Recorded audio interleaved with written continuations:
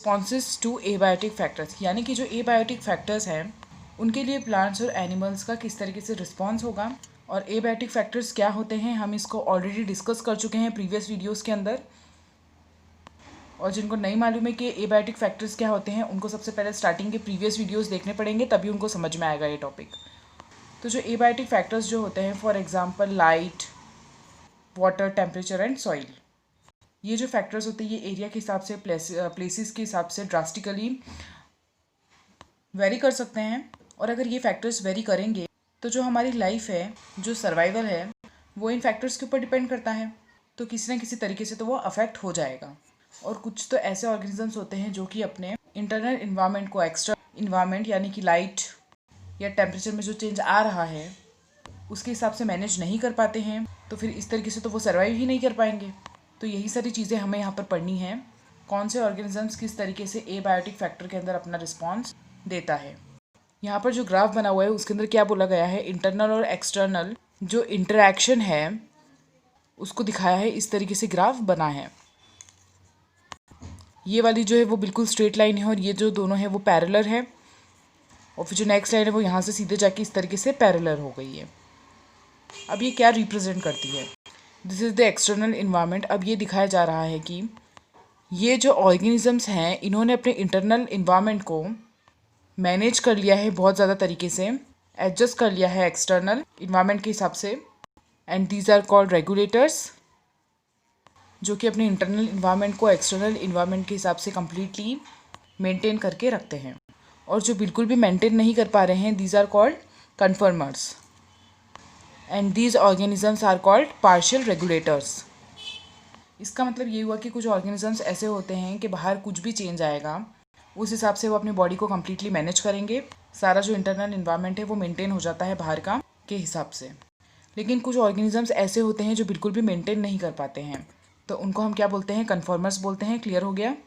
Regulator के example के अंदर आप एव्स और मैमल्स ले सकते हो। ये सभी होम्योस्टेसिस की प्रॉपर्टी को रिप्रेजेंट करते हैं।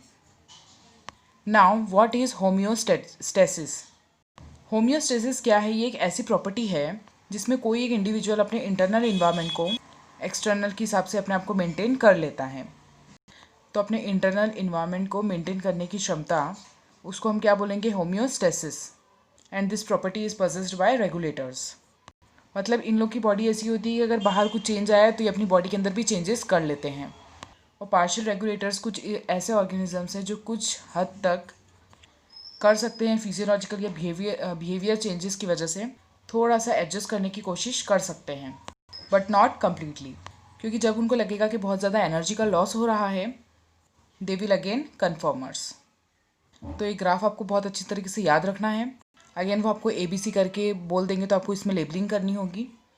कन्फर्मर्स का एग्जांपल आप ले सकते हो फिशेस।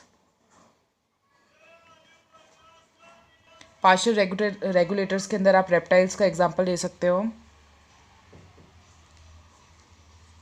और कन्फर्मर्स के अंदर आप एम्फीबियंस को भी ले सकते हो। अब हमें एक चीज़ और याद रखनी है कि जैसे ही ड्रास्टिक चेंज आता है इंटरनल एनवायरनमेंट में, तो जो एनिमल्स होते हैं वो भी अपने आप को अडेप्ट करना शुरू कर देते हैं। Over a longer period of time evolution होता हुआ आया है, तो वो इवोल्यूशन कुछ ना कुछ फेवरेबल कंडीशंस को भी लेके आया होगा। और उन चेंजेस की वजह से एनिमल्स ने अपने आप को एडजस्ट करना सीखा है। तो कुछ हद तक एनिमल्स अपनी बॉडी की टेम्परेचर को मेंटेन कर लेते हैं, लेकिन जो नहीं कर पाएंगे उनका जो सर्वाइवल है वो काफ़ी ज़्यादा डिफ़िकल्ट हो जाता है। अगर हम ह्यूमन बींग्स के बारे में ही बात करें तो आप देखोगे कि जैसे ही बहुत ज़्यादा विंटर्स स्टार्ट हो जाते हैं, बहुत ज़्यादा सर्दी स्टार्ट हो जाती है, तो हम बहुत ज़्यादा कपड़े पहनने लगते हैं, ठीक है, हम वुलन्स पहनने लग जाते हैं। तो उससे क्या होता है, हमारा जो इंटरनल टेम्परेचर जो होता है वो मेंटेन हो जाता है। लेकिन जब हम गर्मियों के बारे में बात करेंगे तो हम घर में भी AC में रहते हैं, कूलर्स में रहते हैं, कार में जाएंगे तो भी हम AC चला कर जाएंगे। तो ये क्या है, ये these are the artificial means जिसकी वजह से हम हमारी बॉडी के टेम्परेचर को मेंटेन करने की कोशिश करते हैं। तो डिटेल में जब हम रेगुलेटर्स को पढ़ेंगे तो क्या है, रेगुलेटर क्या है, those organisms which maintain internal environment according to the external environment. अब इंटरनल इन्वायरमेंट से मेरा क्या मतलब है, मेरा मतलब है टेम्परेचर एंड ऑस्मोटिक कॉन्सेंट्रेशन। अलग अलग एनिमल्स के अंदर अलग अलग चीज़ें हो सकती है। तो टेम्परेचर हो सकता है या फिर ऑस्मोटिक कॉन्सेंट्रेशन हो सकता है। तो जो रेगुलेटर्स होते हैं वो मेंटेन कर सकते हैं इंटरनल इन्वायरमेंट को अकॉर्डिंग टू एक्सटर्नल इन्वायरमेंट। एक और एग्जांपल से समझेंगे, ह्यूमंस का जो नॉर्मल टेम्परेचर है, बॉडी टेम्परेचर, वो कितना है, 37 डिग्री सेल्सियस है। और जब भी समर्स होती हैं तो हम हमारी बॉडी के टेम्परेचर को कैसे मेंटेन करेंगे? स्वेटिंग करके। तो हम क्या बोलेंगे इसको, स्वेट प्रोफ्यूजली, जो एक कूलिंग इफेक्ट देगा, जो हमारे बॉडी के टेम्परेचर को क्या करता है, मेंटेन करता है। लेकिन जब विंटर्स होते हैं तो शिवरिंग स्टार्ट हो जाती है। तो शिवरिंग क्या करती है, वो इंक्रीज़ कर देती है बॉडी हीट को। एज अ रिज़ल्ट हमारी बॉडी का जो टेम्परेचर है उसको गिरने नहीं देती है। और ये कोई आर्टिफिशियल चेंज नहीं है, ये फिजियोलॉजिकल बिहेवियरल चेंजेस हैं, ठीक है, जो हमारी बॉडी खुद परफॉर्म करती है। तो ये क्लियर हो गया, this is all about the regulators. चलिए नेक्स्ट इज कन्फर्मर्स। अब कन्फर्मर्स क्या होते हैं? 99% of animals and almost all the plants, ये क्या हैं? These are conformers. इनके पास वो एबिलिटी नहीं है कि ये अपने इंटरनल इन्वायरमेंट को मेंटेन कर सकें according to the external environment. तो ये वो ऑर्गेनिज्म है जो अपने बॉडी टेम्परेचर को या अपने ऑस्मोटिक कॉन्सेंट्रेशन को बाहर इन्वायरमेंट में जो चेंज आया उसके अकॉर्डिंग मैनेज नहीं कर पाएंगे। अब देखो फॉर एग्जांपल कोई वाटर की फिश है, हमने उसको ऐसी जगह पर लाकर छोड़ दिया जहाँ पर मराइन वाटर है, तो उसको ऑस्मोटिक जो प्रेशर है उसको मेंटेन करने में बहुत प्रॉब्लम आएगी। कुछ समय तक वो मेंटेन कर पाएगी और फिर क्या हो जाएगा, एनर्जी का लॉस हो जाएगा। तो इतनी एनर्जी लॉस करने से मतलब है कि एज अ कन्फर्मर ही रहे, वो रेगुलेटर ना बने। तो यही सारे रीज़न है जिसकी वजह से वो रेगुलेटर नहीं बन पाते हैं और वो कन्फर्मर रहते हैं। अब ये जो कन्फर्मर्स की जो प्रॉपर्टी है उसमें आप सबसे अच्छा एग्जांपल ले सकते हो स्मॉलर एनिमल्स का। उसका एग्जांपल है volume is inversely proportional to surface area. उसका एक रीज़न है कि जो स्मॉलर एनिमल्स होते हैं वो बहुत रेयरली ही फाउंड होते हैं पोलर रीजन्स के अंदर। ये क्वेश्चन आ सकता है कि वाई, एक्सप्लेन करो क्यों है ऐसा कि जो स्मॉलर एनिमल्स होते हैं वो रेयरली पाए जाते हैं पोलर रीजन के अंदर। जो स्मॉलर एनिमल्स रहते हैं उनका जो सरफेस एरिया होता है वो ज़्यादा होता है। Smaller animals have higher surface area than volume. तो जितना ज़्यादा सरफेस एरिया होगा उतना ज़्यादा बॉडी में से हीट का लॉस होगा। So they tend to lose heat faster. क्योंकि उनका सरफेस एरिया जो है वो बहुत ज़्यादा है, इसलिए उनकी बॉडी से हीट का लॉस भी बहुत जल्दी होता है। और यही कारण है कि पोलर रीजन्स के अंदर these smaller animals are rarely found. या तो मिलेंगे ही नहीं या तो बहुत कम मिलेंगे। क्योंकि उनका सरफेस एरिया ज़्यादा है वॉल्यूम से, और सरफेस एरिया होने के कारण जो बॉडी में से हीट का जो लॉस है वो ज़्यादा हो जाता है और वो सर्वाइव नहीं कर पाएंगे। दूसरी चीज़ ये देखनी है कि जैसे जैसे इवोल्यूशन आता रहा वैसे वैसे कहीं ऐसे भी एनिमल्स हैं कि जिन्होंने अपने आप को एडजस्ट करने की कोशिश की, सर्वाइव करने की कोशिश की एक्सटर्नल इन्वायरमेंट के हिसाब से, लेकिन जो कॉज और बेनिफिट्स उन्होंने जो देखे ना, मतलब एनर्जी बहुत ज़्यादा लॉस हो रही थी। अगर ये ऑर्गेनिजम्स अपने इंटरनल इन्वायरमेंट को मेंटेन करने के लिए कोशिश करें तो इसलिए इन्होंने क्या डिसाइड किया कि भैया रेगुलेटर नहीं बन रहे हैं। तो इन्होंने सोचा कि हम तो कन्फर्मर्स बनकर ही रहते हैं। लेकिन इनको जैसे ही रियलाइज़ हुआ कि जो एनर्जी करेंसी है जो एक्सपेंसिव है, जो बहुत ज़्यादा लॉस होती जा रही है, मीन्स इसका बेनिफिट से ज़्यादा नुकसान है, तो इन्होंने डिसाइड किया कि टू बी द कन्फर्मर्स। लेकिन इसका क्या पड़ोगी, कुछ ऐसे भी ऑर्गेनिजम्स हैं जो शॉर्ट इंटरवल ऑफ टाइम के लिए अगर अनफेवरेबल कंडीशंस को अवॉइड करना चाहते हैं तो या तो फिर वो माइग्रेट करेंगे या फिर वो सस्पेंड करेंगे। अब ये माइग्रेट और सस्पेंड क्या है? माइग्रेट के अंदर क्या होता है, basically short interval of time के लिए एक जगह से दूसरी जगह पर जाना।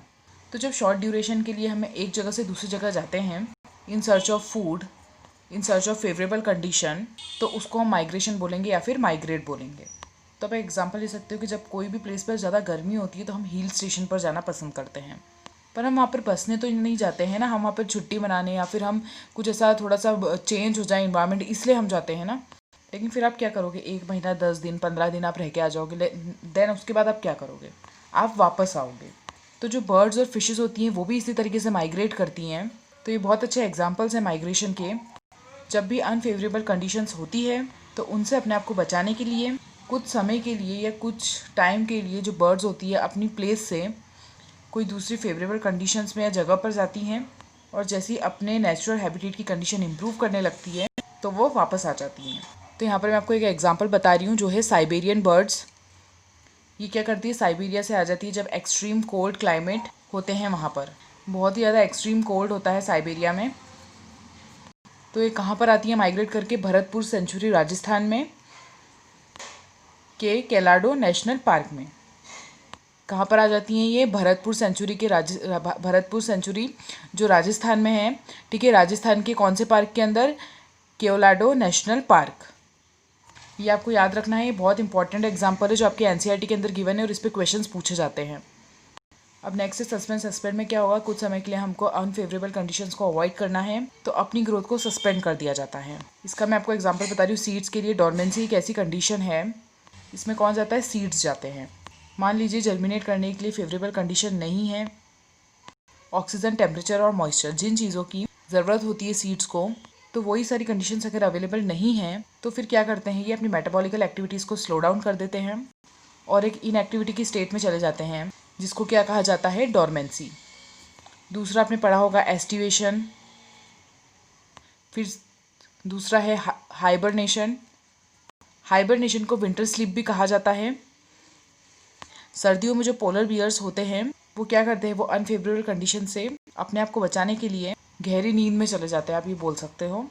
उनकी भी जो मेटाबॉलिक एक्टिविटी होती है वो स्लो डाउन हो जाती है। और एस्टिवेशन को बोला जाता है समर स्लीप। इसका एग्जाम्पल है snails and some fishes also. इनके साथ में एक और कंडीशन है जिसको बोला जाता है डाइपॉन्स। जो डाइपॉन्स होते हैं उनके अंदर कौन आते हैं? जू प्लैंक्टॉन्स आते हैं। तो ये हमने पढ़े थे अलग अलग ऑर्गेनिजम्स किस तरीके से ये अलग अलग एबायोटिक फैक्टर्स के लिए रिस्पॉन्स करेंगे।